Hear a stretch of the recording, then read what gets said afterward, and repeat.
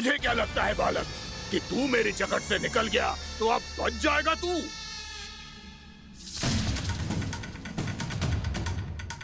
मेरे विष से अपनी प्राण रक्षा करने में सफल रहा, मेरी जगत से भी छूट गया, पर मेरे दंश से नहीं बच पाएगा।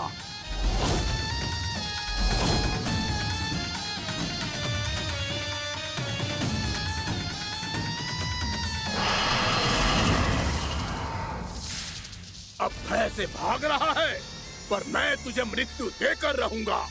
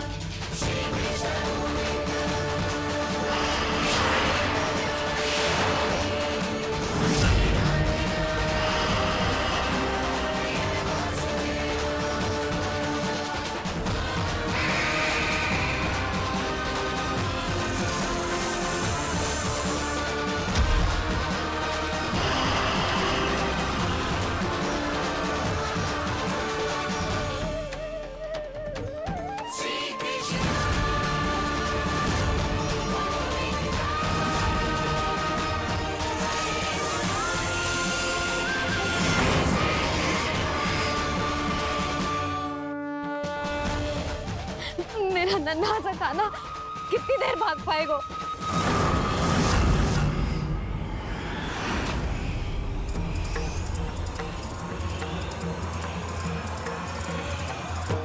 और कितनी प्रतीक्षा करोगे मेरी भक्त कालिया?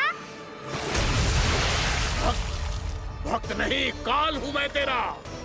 जब अहंकार का मुकुट बुद्धि को ढक लेता है तो भक्त अपने भगवान को भी नहीं पहचान पाता। व्यर्थ की पहेली में मत उलझा बालक, ना मैं भक्त हूँ और ना तू भगवान।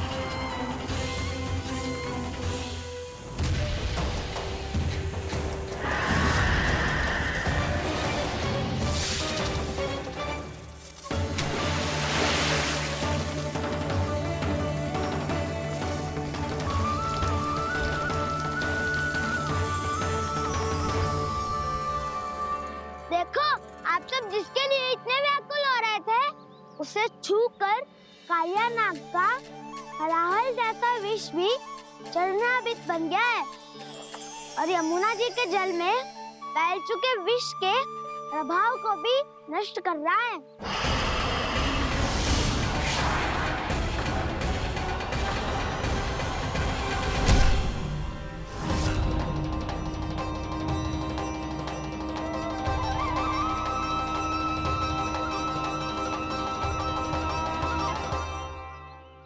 धर्म रक्षक अधर्म विनाशक प्रभु श्री कृष्ण का कौशल सचमुच अद्वितीय है। नारायण नारायण।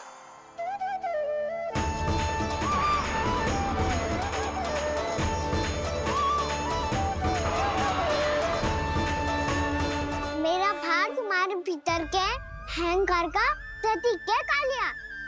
अब तुम्हारा अहंकार, तुम्हारा अनपान मेरे पाँव के नीचे है और तुम्हारी पूंछ अर्थात तुम्हारे प्राण मेरे हाथ में। अब तुम क्या करोगे भग?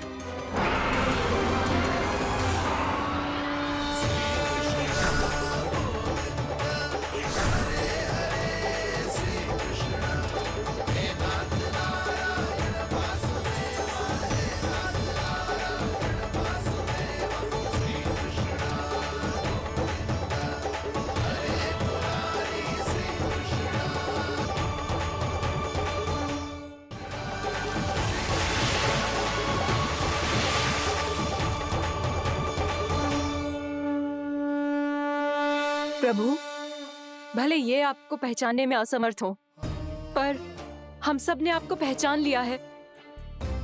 हाँ प्रभु, एक भक्त होने के नाते और एक अर्धांगिनी और माँ होने के नाते मैं आपसे इनके प्राणों की भिक्षा मांगती हूँ। अपनी कृपा दिखाइए और इन्हें क्षमा कर दीजिए। आपके लिए मित्र और शत्रु में कोई अंतर नहीं प्रभु। उसी तरह आपकी कृपा और दंड में भी कोई अंतर नहीं।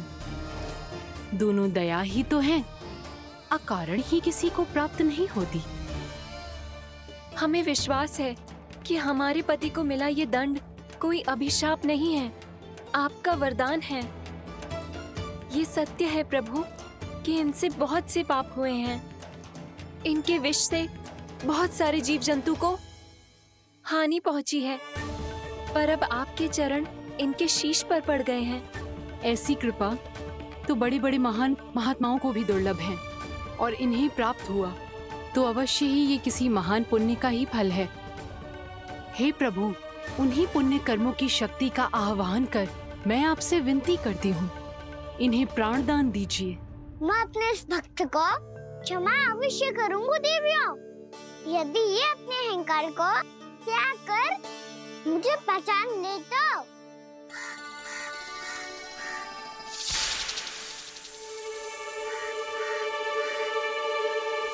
मैं तुम्हें श्राप देता हूँ, जितनी विषैली तुम्हारी जिह्वा है उतने ही विषैले सर्प बन जाओ तुम।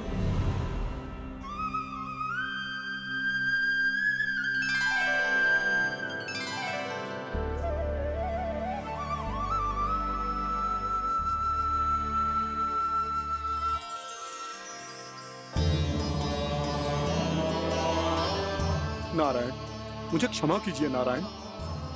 मैं तो आपका परम भक्त था, किंतु मैं आपको पहचान नहीं सका। इसका दंड तो मुझे मिलना ही था, किंतु मैं अब प्रायश्चित करना चाहता हूं। इसके लिए यदि आप मेरे प्राण भी ले लेंगे तो भी मुझे कोई दुख नहीं होगा। मैं अपना जीवन, मृत्यु और अपना अस्तित्व सब कुछ आपको समर्पित करता हूं।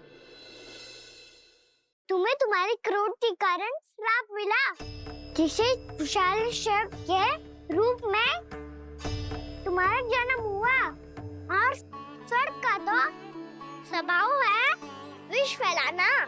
इसीलिए तुम्हें दंड नहीं दूंगा मैं, सिर्फ सभी अपराधों का पश्चाताप कर लिया। इसीलिए मैं तुम्हें क्षमा करता हूँ कालिया।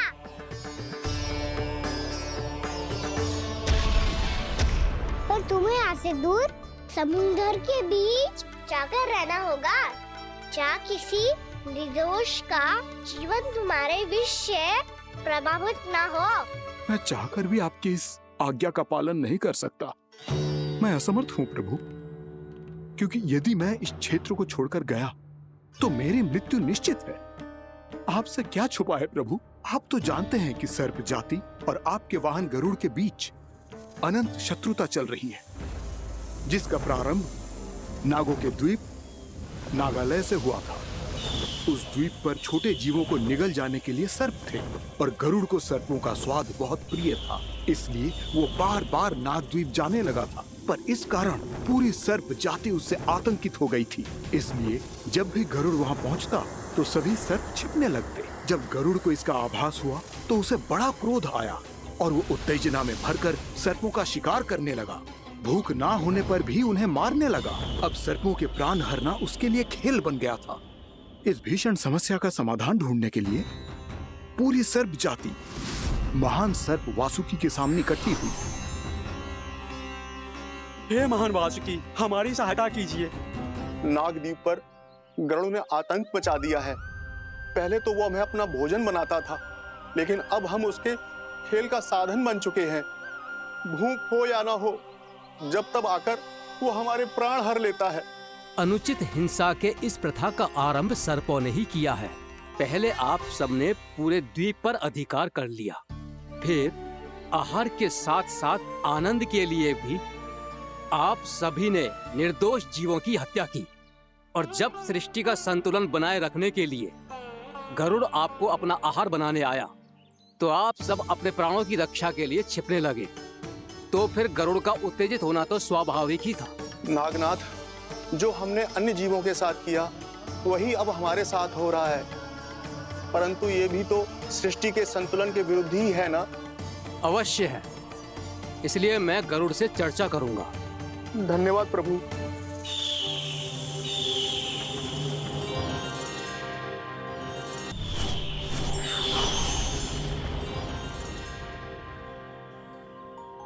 श्री नारायण के वाहन पक्षीराज गरुड़, मैं संपूर्ण सर्प जाति की ओर से आपसे एक निवेदन करने आया हूँ।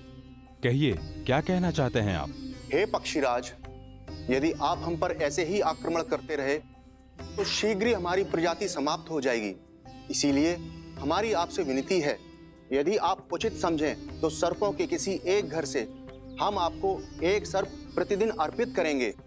आप उसको आहार बनाइए और अन्य सर्पों को जीवित रहने का अधिकार दीजिए। मुझे स्वीकार है। तब से प्रतिदिन किसी एक घर से एक सर्प गरुड़ के भोजन के लिए भेजा जाने लगा। समय के साथ मेरे घर की भी बारी आई, परंतु मैंने एक बहुत बड़ी भूल कर दी। समय आ गया है स्वामी, आज गरुड़ के आहार के लिए इसे चुना गया है। कौन है यह गरुड़ और क्यों दूं मैं इसे कोई भेंट? स्वामी, सभी सर्प राज्यों और गरुड़ के बीच में यही समझौता हुआ है, हमें इसका सम्मान करना ही होगा। मैंने कोई समझौता नहीं किया, मैंने कोई वचन नहीं दिया और ना ही मैं किसी गरुड़ से भयभीत होता हूँ। यदि इस राज्य में किसी को सर्पों को अपना आहार बनाने का अधिकार है तो वो केवल मुझे है। अब से गरुड़ को दी जाने वाली हर भेंट मुझे दी जाएगी, महाविषधारी महान नागराज कालिया को। यह और कुछ नहीं, मेरा अभिमान था प्रभु, और ये मेरे इस जन्म की सबसे बड़ी भूल थी, क्योंकि फिर जब गरुड़ को इस बारे में पता चला तो। कालिया, अभिमान में आकर तूने अपने काल को ललकारा है। जिस कालिया के नाम में ही काल छिपा है, तू उसे ललकारने का दुस्साहस कर रहा है गरुड़। स्वयं को भगवान विष्णु का वाहन कहता है, तो वाहन का ही कर्म कर। स्मरण रख, इस धरती के सर्वश्रेष्ठ योद्धाओं के लिए भी मैं मृत्यु का दूत हूँ। विनाश काले विपरीत बुद्धि।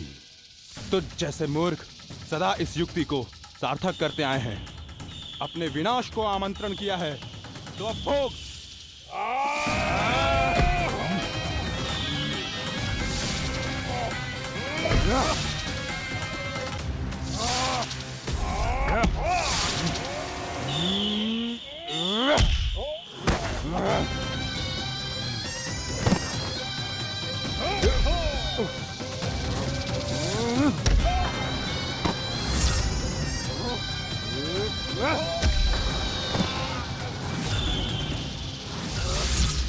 जिसने मेरा भोजन चुराने की धृष्टता की है वो इसी योग्य है।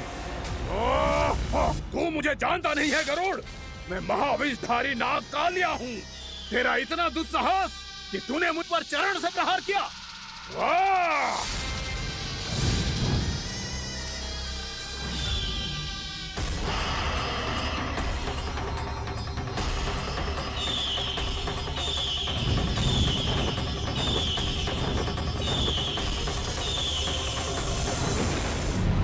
मैं अपने अभिमान में भूल गया था कि गरुड़ मुझसे कहीं अधिक शक्तिशाली है। इसलिए अपने प्राणों की रक्षा करने के लिए मैं एक स्थान से दूसरे स्थान भागने लगा। नदियां, पर्वत, यहां तक कि मैंने सागर भी लांघ डाला, पर मैं जहां भी जाता गरुड़ के रूप में मेरा काल वहीं आ जाता। इसीलिए मृत्यु की आशंका से भयभीत होकर मैं अपने बड़े भाई मां कद्रु के प्रथम पुत्र अनंत शेषनाग से राय लेने चला गया। भैया, मैं यहां आपसे आपकी सहायता लेने आया हूं। मेरी एक छोटी सी भूल के कारण यह गरुड़ मेरा पीछा कर रहा है। मुझे हर समय हर स्थान पे ढूंढते रहता है। यदि उसने मुझे ढूंढ लिया तो वो निश्चित ही मेरे प्राण ले लेगा। मुझे कोई ऐसा स्थान बताइए जहां मैं अपनी पत्नी और अपनी संतानों के साथ शांति से रह सकूं। तुम यमुना नदी के किनारे वृंदावन क्षेत्र में जाके वास करो कालिया। गरुड़ वहां प्रवेश नहीं कर सकता क्योंकि उसे ऋषि सोबरी का श्राप मिला हुआ है।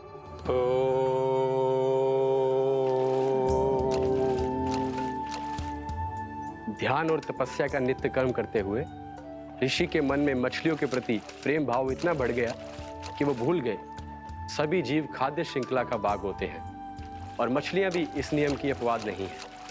उन्हें मछलियों की अटखेली इतनी अच्छी लगने लगी कि वो इस क्षेत्र के मछुआरों को भी मछली पकड़ने की अनुमति नहीं देते थे।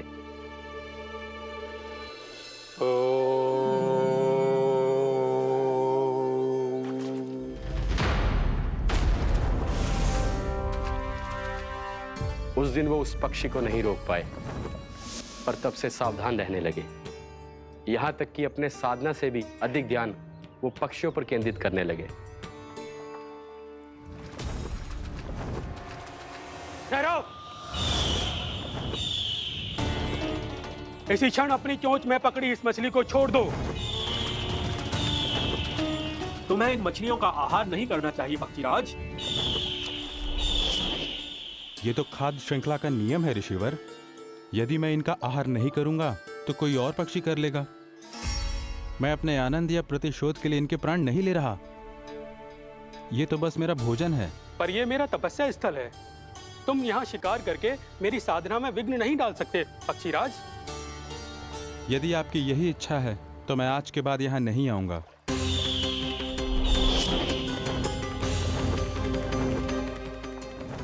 पर आज ये मछली मेरे आहार के रूप में पकड़ी जा चुकी है।